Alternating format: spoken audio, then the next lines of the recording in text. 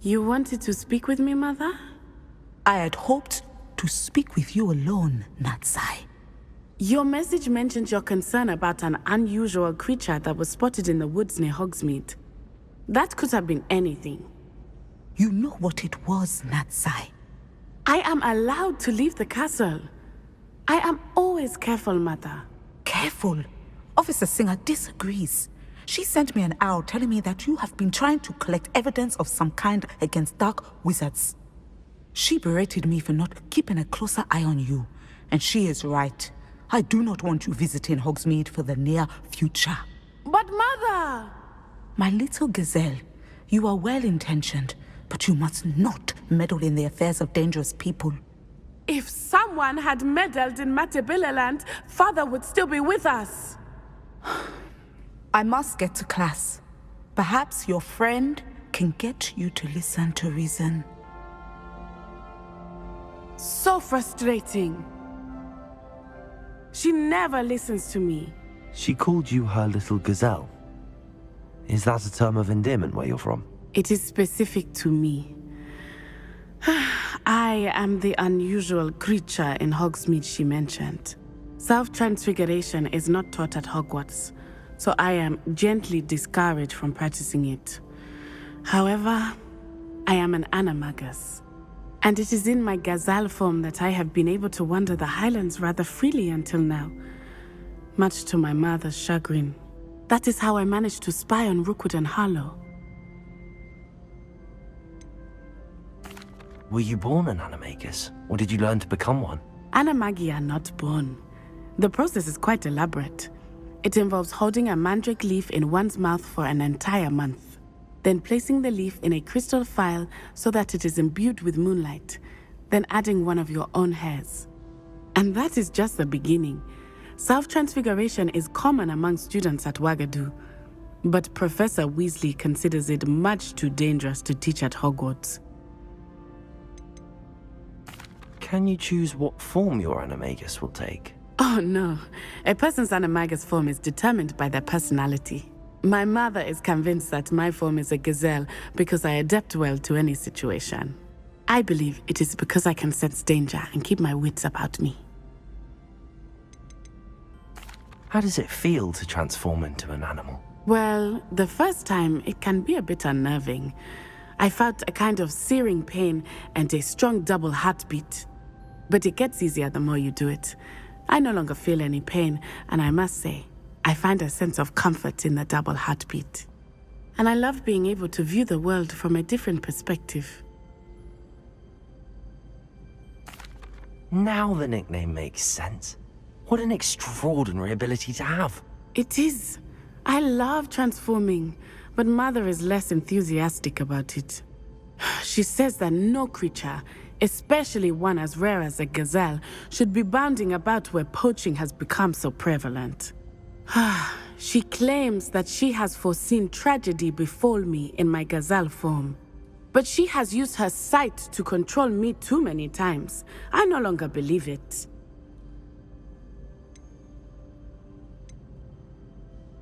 She's concerned for your safety.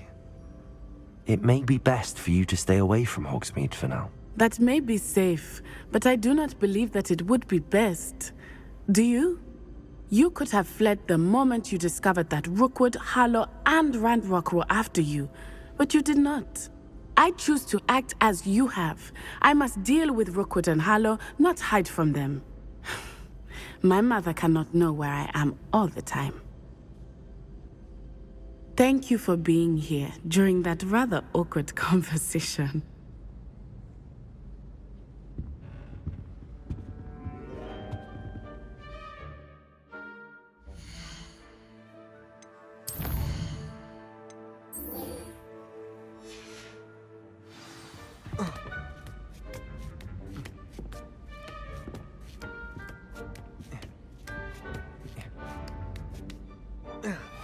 Revelio.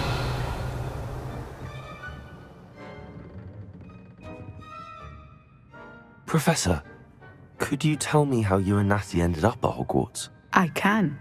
That is an easy question. We are here because of Professor Weasley. You knew Professor Weasley when you were in Uganda? I knew of Professor Weasley. As you may or may not be aware, Professor Weasley's work once took her around the globe. Without providing detail that is not mine to share, I can say that she was well known in our wizarding community for, well, sharing magical knowledge between countries.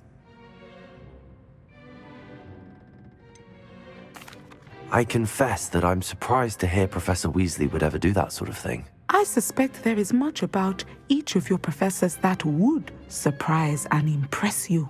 Such exchanges of information, ministry sanctioned or not, have occurred for centuries. It was an African sorcerer, in fact, who shared the unlocking charm with a certain wizard from London. A thief, rather unfortunately. I see. But back to your original question. Professor Weasley had heard of my work and life in Matabeleland and my time teaching at Ouagadougou. She was deputy headmistress at Hogwarts by then, and when the position of divination professor became available, she contacted me. Her timing was perfect. I had just foreseen a change in Nat's size and my circumstances and knew that we needed to leave Uganda. Natsai was as ready as I was for a new adventure. So, off we went. Natty has spoken of your move. She was quite kind to me my first day here, in Charms. That sounds like Natsai. I'm glad she has found a friend in you. Now, I must return to my work. As I've told Natsai, do be careful. I had a vision earlier this year of her with a friend, flying on winged beasts. Perhaps unsurprisingly, she will neither confirm nor deny my visions, unless it suits her.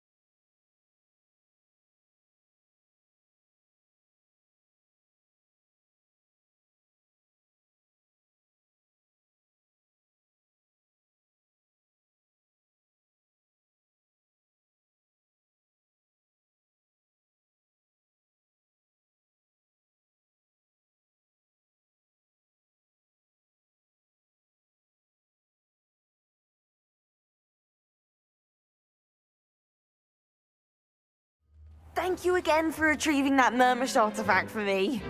Fascinating. Truly fascinating. I heard Professor Weasley transfigured the book with all her test answers into an owl to stop students from cheating.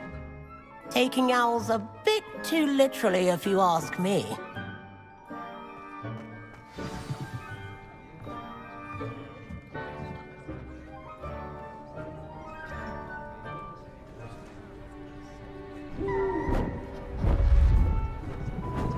Beautiful.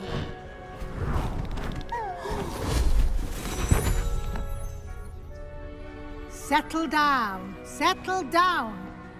Transfiguration, as you may be weary of hearing me say, is an exact science that can take a lifetime to master. But we needn't be daunted.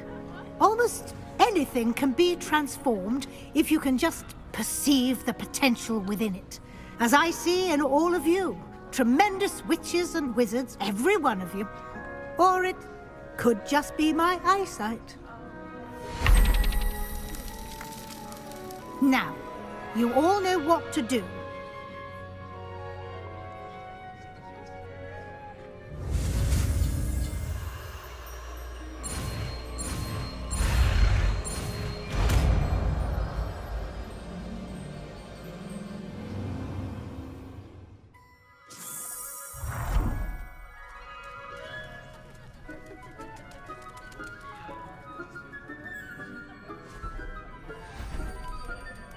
Beautifully done.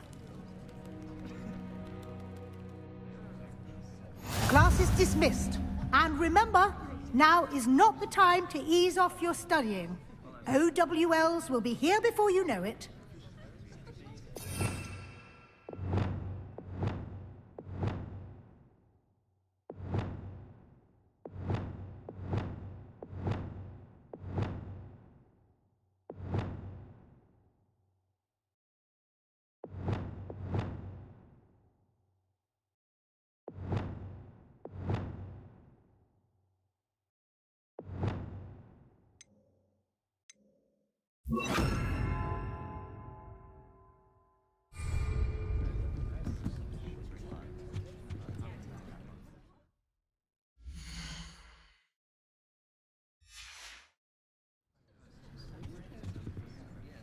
You wanted to discuss my progress so far this term, Professor? I did.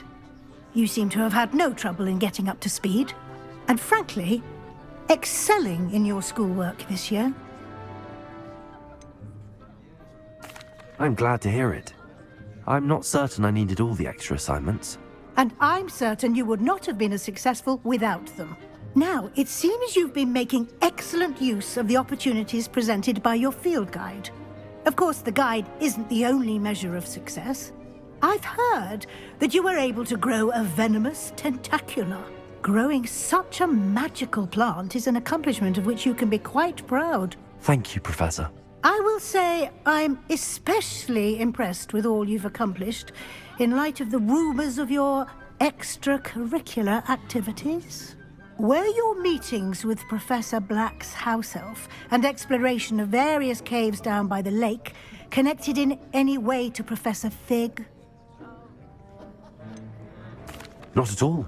I was, intrigued by stories of a giant squid and wanted to learn more. I encountered Scrope, who seemed delighted to share what he knew. I see. I admire your penchant for learning, but do remember that your classwork and field guide are designed to educate you thoroughly. It'll be the end of the year in no time, and you'll want to be well prepared for your OWLs. I'll provide a final assessment at that time to ensure that you're ready for your exams. Until then, well done. You are dismissed. If you wish to practice the spell you just learned, the training dummy is available.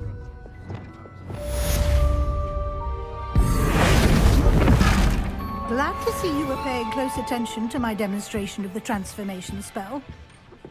Revelio.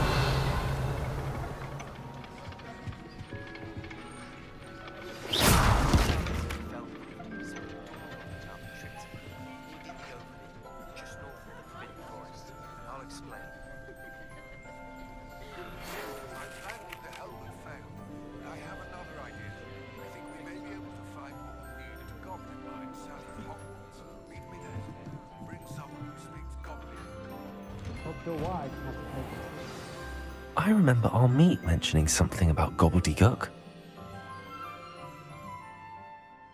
Hello, Gareth.